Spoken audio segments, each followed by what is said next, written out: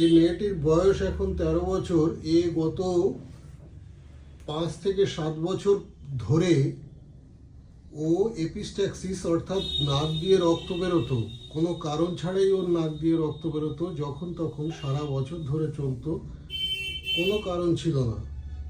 দীর্ঘদিন অন্যান্য চিকিৎসা বহু কিছু করেছে, কিন্তু ওর তেমন কোনো উন্নতি হয়নি। আমাদের এখানে হোমিওপ্যাথি চিকিৎসা করেছে বেশ কিছুদিন, 6 মাস হবে নাকি? 6 মাস না, অনেক দিন। হ্যাঁ, যাই হোক, প্রায় অনেক, প্রায় আমি আপনার কাছে আসছি। তো তারপরে ও এখন এপিস্ট্যাক্সিস অর্থাৎ নাক দিয়ে রক্ত পড়া সম্পূর্ণ মুক্ত। ও এখন সম্পূর্ণ সুস্থ।